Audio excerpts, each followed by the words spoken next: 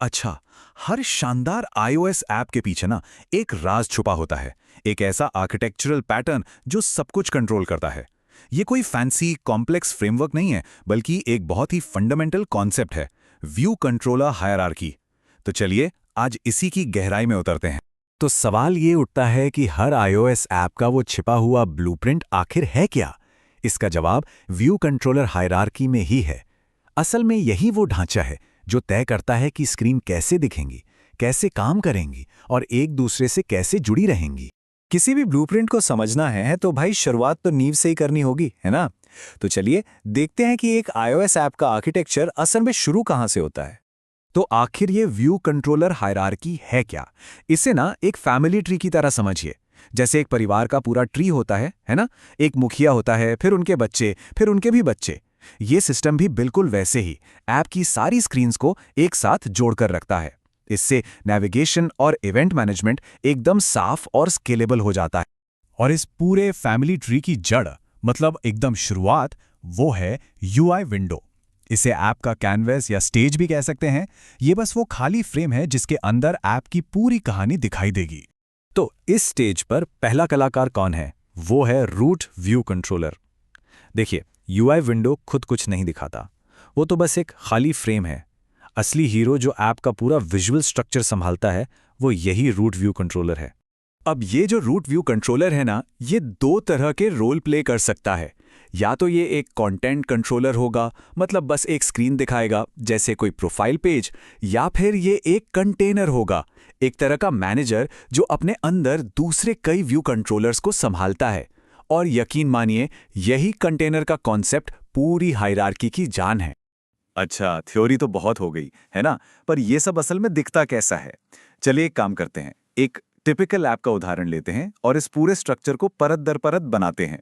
Apple ने हमें पहले से ही कुछ बहुत पावरफुल मैनेजर्स, यानी कि कंटेनर व्यू कंट्रोलर्स दिए हुए हैं, जैसे यूआई नेविगेशन कंट्रोलर जो एक के बाद एक स्क्रीन दिखाता है, यूआई टैब बार कंट्रोलर जो अलग-अलग सेक्शंस में स्विच करने के काम आता है, और यूआई स्प्लिट व्यू कंट्रोलर जो बड़ी स्क्रीन्स पर एक साथ दो व्यूज दिखाता है। तो चलिए अब बनाते हैं एक टिपिकल ऐप हायरार्की, और शुरुआत हमेशा की तरह हमारे स्टेज से, यानी यूआई विंडो से। ठीक है, अब इस स्टेज पे हम अपना पहला मैनेजर रखते हैं। मान लीजिए एक यू नेविगेशन कंट्रोलर।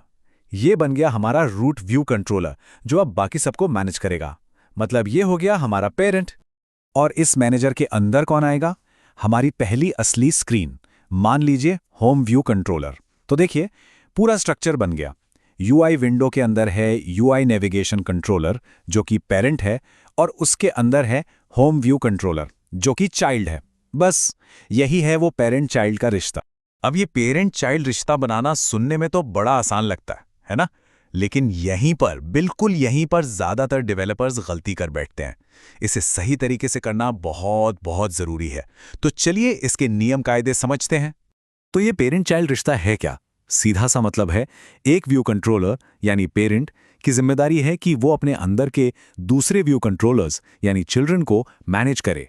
बस वो उनकी लाइफ साइकिल से लेकर उनके व्यूज तक हर चीज का मालिक होता है। और यहीं पर आता है हमारा 3 स्टेप मैजिक फॉर्मूला। ये 3 स्टेप्स, और वो भी बिल्कुल इसी क्रम में फॉलो करना सबसे जरूरी है। पहला, ऐड चाइल्ड कॉल करके पेरेंट को बताना है कि देखो एक नया बच्चा आ रहा है। दूसरा, उस बच्चे के व्यू को स्क्रीन पर दिखाना है। और तीसरा, डिड मूव कॉल करके बच्चे को कंफर्म करना है कि हाँ, अब तुम इस फैमिली का हिस्सा हो। ये जो क्रम है ना, ये पक्का करता है कि सिस्टम को हर स्टेप की पूरी जानकारी मिले।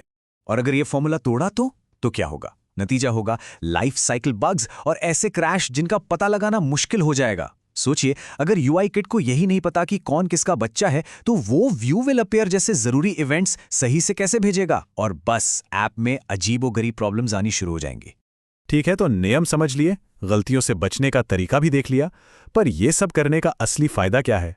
मतलब आखिर में हमें मिलता क्या है? चलिए अब देखते हैं कि ये आर्किटेक्चर असल में कितना पावरफुल हो सकता है। इस हायरार्की को मास्टर करने का जो इनाम है वो जबरदस्त है। आप कोड को बार बार इस्तेमाल कर सकते हैं। जरा सोचिए, एक प्रोफाइल कार्ड व्यू कंट्रोलर बनाया और उसे ऐप में जहां मर्जी जिस मर्जी स्क्रीन पर लगा दिया। आप अपने खुद के कस्टम कंटेनर बना सकते हैं, शायद एक शानदार साइड बार या फिर एक कॉम्प्लेक्स डैशबोर्ड। इससे यूआई एकदम मॉड्यूलर और फ्लेक्सिबल बन जाती।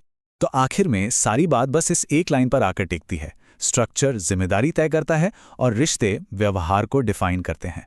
अगर अपने व्यू कंट्रोलर्स का स्ट्रक्चर और उनके बीच का रिश्ता सही से मैनेज कर लिया तो यकीन मानिए सिर्फ एक ऐप नहीं बल्कि एक मजबूत, स्केलेबल और एक शानदार iOS एक्सपीरियंस तैयार होता है।